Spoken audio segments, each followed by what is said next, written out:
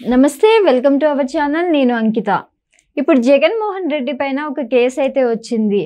ఇప్పుడు శ్రీవారి ఆలయంలో నెయ్యిలో కల్తీ చేశాడు అన్నట్లు. సో ఇదే టాపిక్ పైన ఆయన మాట్లాడుతూ సొంత మీడియాలో ఏమన్నారు అంటే, అసలు ఇప్పుడు నేను కాదు, దీని వెనకాలంతా ఒక ఉన్నత అధికారి ఉన్నారు అన్నట్లు ఆయన సొంత మీడియాలో అయితే చెప్పారు. సో అసలు ఇంతకీ ఆ అధికారి ఎవరు, దీని వెనకాల ఏం జరుగుతుంది, మరిన్ని విషయాలు డిస్కస్ చేయడానికి నాతో పాటు సీనియర్ జర్నలిస్ట్ సిఎస్ఆర్ ఉన్నారు. ఆయనతో మాట్లాడదాం. Hi sir. Hello sir. ఇప్పుడు చూస్తే అసలు హాట్ టాపిక్గా మారిపోయింది జగన్మోహన్ రెడ్డి ఏదైతే శ్రీవారి ఆలయంలో చేసిన తప్పు ఉందో. సో ఇప్పుడు చూసుకుంటే ఆయన సొంత మీడియాతో మాట్లాడుతూ ఆయన కాదు, దీని వెనకాల ఒక ఉన్నత అధికారి చేపించారు అనేసి చెప్తున్నారు. అసలు ఆ ఉన్నత అధికారి ఎవరు, ఇంతకీ ఏం జరుగుతుంది ఈ విషయంలో? ఇప్పుడు ఒక ఇష్యూ జరిగినప్పుడు లేదా ఒక తప్పు జరిగినప్పుడు తప్పు అయిపోయింది అని ఒప్పుకుంటే అంతటితో అయిపోతుంది. సహజంగా జరిగేది ఏంటంటే, ఆ తప్పుని కప్పిపుచ్చుకునేదానికి ఇంకొక తప్పు చెప్తారు, ఆ తప్పుని కూడా కప్పిపుచ్చుకునేదానికి ఇంకొక తప్పు చెప్తాను. ఇలా తప్పు మీద తప్పు ఇలా చేసుకుంటూ వెళ్ళిపోయి లాస్ట్కి ఏమవుతుందంటే, అసలు నిజం తెలిసిపోయిన తర్వాత ఆబాస్ పాలు అవుతారు. ఆ పరిస్థితి రాకుండా ఉండాలంటే, తప్పు జరిగినప్పుడు తప్పు జరిగింది తన ప్రమేయం లేదను, లేదంటే తన పరోక్షంలో జరిగిందను, లేదంటే అక్కడ వ్యవస్థ ఫెయిల్ అయిందను అది కనుక ఒప్పుకుంటే ఆ ఒక తప్పుతోటి ఆగిపోతుంది. అలా కాకుండా ఆ జరిగినటువంటి తప్పుని రకరకాలుగా దాన్ని మభ్యపెట్టేటువంటి ప్రయత్నం చేస్తుంటారు చాలామంది. మభ్యపెట్టే ఒక తప్పు చేశారు, తప్పు చేసినప్పుడు ఓకే అండి తప్పు అయిపోయింది సారీ అండి అంటే అయిపోతుంది. అలా కాకుండా లేదు మీకు నేను చేసింది అది కాదు, ఇదిగో నేను ఇలా చేశాను, మీరు అర్థం చేసుకోవడంలో తప్పు ఉంది, నేను ఇలా చేశాను, దాన్ని ఏదో కొద్దిగా దాన్ని బాగా మెల్టింగ్ చేస్తారు. మెల్టింగ్ చేసి బాయిల్ అవుతుంది. బాయిల్ అయినప్పుడు ఏమవుతుంది, కాలిద్ది. అలానే తిరుపతి దేవస్థానం విషయంలో లడ్డుకి ఉపయోగించినటువంటి నెయ్యిలో అక్కడ జంతువుల నుంచి తీసినటువంటి ఆయిల్ని కలిపారు అనేది ఎవరు చెప్పారు? చంద్రబాబు నాయుడు గారు చెప్పలేదు. నీ కేంద్ర ప్రభుత్వం ల్యాబ్ ఇచ్చినటువంటి రిపోర్ట్ని బేస్ చేసుకొని ఆయన మాట్లాడారు. ఆయన మాట్లాడింది చంద్రబాబు నాయుడు గారు కాదు నిర్ధారించింది, కేంద్ర ప్రభుత్వానికి సంబంధించినటువంటి ల్యాబొరేటరీ నిర్ధారించినటువంటి ఆ రిపోర్టు సహజంగా ఎక్కడికి వస్తుంది? సీఎం దగ్గరికి వస్తుంది. ఎవరు సీఎం ఉంటే వాళ్ళ దగ్గరికి వస్తుంది. దాన్ని మాట్లాడినందుకు చంద్రబాబు నాయుడు గారి మీద రకరకాలుగా సొంత మీడియాలో కూలి మీడియాలో మాట్లాడుతున్నారు. ఇప్పుడు వాళ్ళు డేటు పలానా డేటు జూలై ఏదో 13వ తారీఖు పంపించారు, జూలై 17వ తారీఖు రిపోర్ట్ వచ్చింది, అప్పుడు ఉంది గవర్నమెంట్ తెలుగుదేశం పార్టీది కదా అని అంటారు. తెలుగుదేశం పార్టీ గవర్నమెంటే, కానీ దానికి తిరుపతి దేవస్థానానికి సప్లై చేస్తుంది కంపెనీ ఎప్పటి నుంచి చేస్తుంది? ఎవరు ఆ కంపెనీని అపాయింట్ చేశారు? జగన్మోహన్ రెడ్డి గారు ముఖ్యమంత్రిగా ఉన్నప్పుడే కదా. ఆల్ఫా కంపెనీ తమిళనాడుకి సంబంధించిన ఆల్ఫా కంపెనీకి టెండర్ ఇచ్చింది ఎవరు? జగన్మోహన్ రెడ్డి గారు కదా.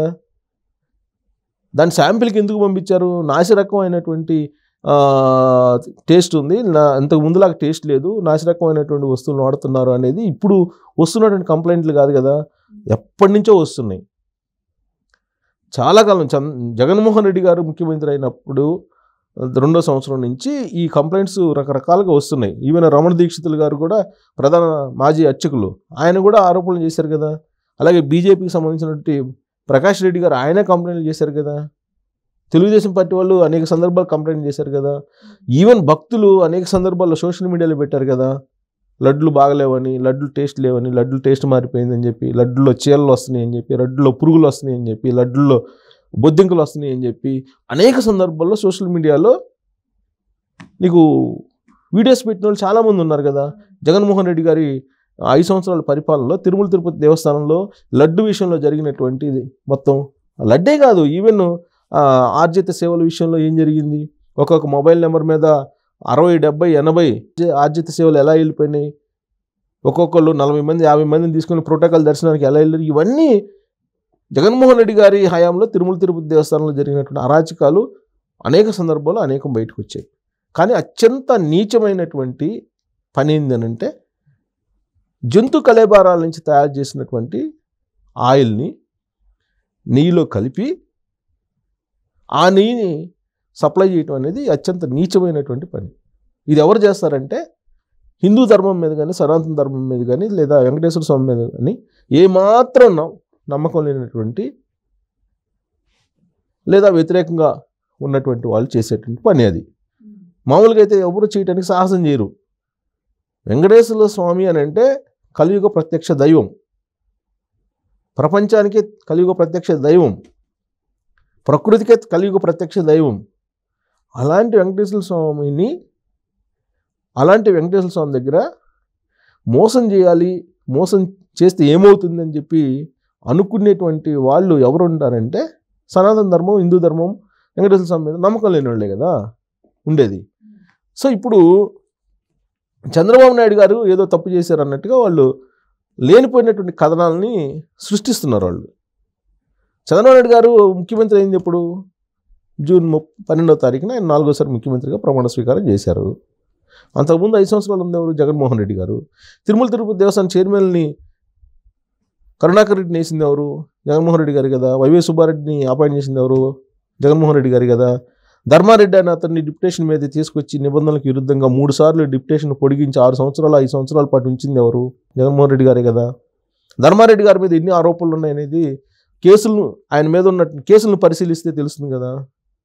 మరి అలాంటి అతన్ని ఈవోగా చేసి, ఈవో అర్హత లేకపోయినప్పటికీ ఏం చేయాలనుకుని చేసావు? ఇలాంటి అక్రమాలు చేయాలనేగా. ఇప్పుడు టెండర్ పిలిచారు. టెండర్ పిలిచినప్పుడు ఆ టెండర్ని తక్కువ కోట్ చేశారు, అందుకే ఇచ్చామని చెప్తున్నారు. మరి క్వాలిటీ చూడాలి కదా. అవును, క్వాలిటీ కదా ఇంపార్టెంట్. క్వాలిటీ చూడకుండా నువ్వు ఇచ్చేసావు, బాగానే ఉంది. మరో కోణం ఏంటంటే అసలు విదేశాల నుంచి ఈ బీఫ్ అంటే గుడ్డు మాంసం నుంచి తయారు చేసినటువంటి ఫ్యాట్ ఏదైతే ఉందో ఆ ఫ్యాట్ని కరిగించి దీంట్లో కల్తీ చేశారు. అలాగే పందులు ఏదైతే ఉన్నాయో పందుల నుంచి కరిగించినటువంటి ఫ్యాట్ని దీంట్లో కలిపారు అనేది ఒకటి. తర్వాత కొన్ని విత్తనాలు ఏదైతే ఉన్నాయో ఆ విత్తనాల నుంచి వచ్చేటువంటి ఫ్యాట్ని కరిగించి దీంట్లో కలిపారు అనేది ఇంకోటి చెప్తున్నారు. ఇప్పుడు వైసీపీ వాళ్ళు ఏం చెప్తున్నారు? జగన్మోహన్ రెడ్డి అండ్ టీం ఏం చెప్తున్నారు? కలిస్తే ఒకవేళ విత్తనాలు ఏదైనా ఉంటే ఆ విత్తనాల సీడ్ ఫ్యాట్ ఏదైనా కలిసి ఉంటుంది, బట్ జంతు ఫ్యాట్ కలిసినటువంటి సందర్భాలు లేదు, అసలు ఎప్పుడూ లేదు. సీడ్ ఫ్యాట్ కలిసినటువంటి సందర్భాలు గతంలో కూడా అనేక ఉన్నాయి అని చెప్పి ఒక ఉన్నతాధికారి ఏదో జగన్మోహన్ రెడ్డి గారికి టీంకి చెప్పినట్టు వాళ్ళ సొంత పత్రికలో, వాళ్ళ కూల్ మీడియాలో ఫోకస్ చేస్తున్నారు. గతంలో కూడా సీడ్ ఫ్యాట్ కలిసిందని చెప్పి అప్పుడప్పుడు ఇలాంటివి వచ్చాయి, ఇప్పుడు కొత్త కాదు. బట్ ఈ జంతు ఫ్యాట్ ఉందనేది, యానిమల్ ఫ్యాట్ ఉందని చెప్పేసి వీళ్ళు పుకారు పుట్టిస్తున్నారు అని అంటారు. రిపోర్ట్ కనిపిస్తుంది కదా. రిపోర్ట్ కనిపిస్తున్నప్పుడు కూడా ఇంకా దాన్ని అబద్ధం, చంద్రబాబు నాయుడు గారు కావాలని బట్టగాల్సి నెత్తినేస్తున్నారు అనేది చెప్తే ప్రజలు నమ్మేటువంటి పరిస్థితి ఉందా? ఇవాళ ఎంత జరిగిన తర్వాత కూడా ఇంతకన్నా అత్యంత నీచమైనటువంటి నికృష్టమైనటువంటి పని ఇంకోటి ఉందా? ఎంతమంది, కొన్ని కోట్ల మంది హిందువులు విశ్వసించేటువంటి దేవుడు ఆయన. అలాంటి దేవుడితోటి చల్లగంట వాడి లాస్ట్కి 11 మంది ఎమ్మెల్యేలతోటి పరిమితం అయ్యాడు. అసలు ఆ పార్టీ వైఎస్ఆర్ కాంగ్రెస్ పార్టీ ఉంటుందో ఉండదో అనేది కూడా ఇప్పుడు సందేహంగా ఉంది తాజా పరిణామాలను బట్టి చూస్తుంటే. గతంలో కూడా 7 కొండలు కాదు 3 కొండలేను 2 కొండలేను అని చెప్పేసి గందరగోళం చేశారు. 7 కొండలు కాదు 2 కొండలేనని కింద చర్చి కట్టాలనే ప్రయత్నం కూడా చేశారు. అప్పట్లో న్యూస్ కూడా వచ్చింది. ఏమైంది? ఆ ధర్మారెడ్డి ఈవోగా ఉన్నాడు, అక్రమాలు చేశారు. ఏమైంది? వాళ్ళ ఫ్యామిలీ పరిస్థితి ఏంటి? జగన్మోహన్ రెడ్డి గారి పరిస్థితి ఏంటి? అక్కడ దాకా ఎందుకు? జగన్మోహన్ రెడ్డి గారి పరిస్థితి ఏంటి? తల్లి కాదంది, చెల్లి కాదంది, ఎప్పుడేమైతే తెలియదు ఆయనకి. ఎందుకంటే ఆ మాట ఎందుకు అంటున్నానంటే ఆయన సెక్యూరిటీ పెట్టుకుంటున్నాడు, నాకు సెక్యూరిటీ కావాలంటున్నాడు కదా. ఎందుకు అంత అనుమానం వస్తుంది నీకు? అంటే ఏదో చేసుంటారు, ఎక్కడో చేసి ఉంటారు.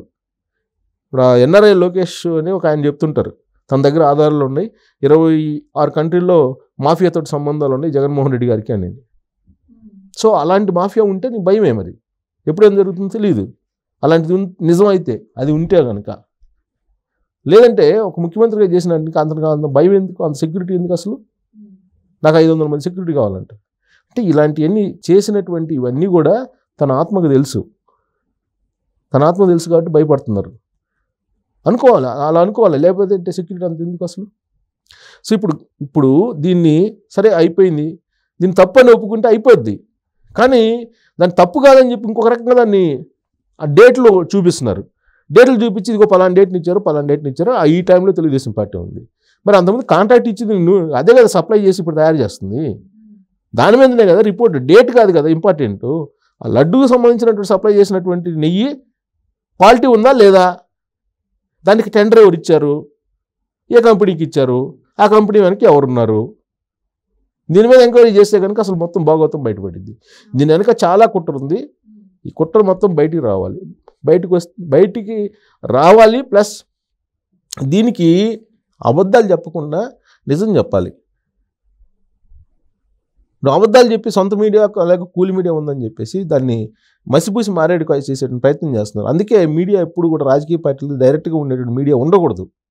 ఉంటే సమాజాన్ని పక్కదోవ పట్టించే ప్రయత్నం చేస్తారు.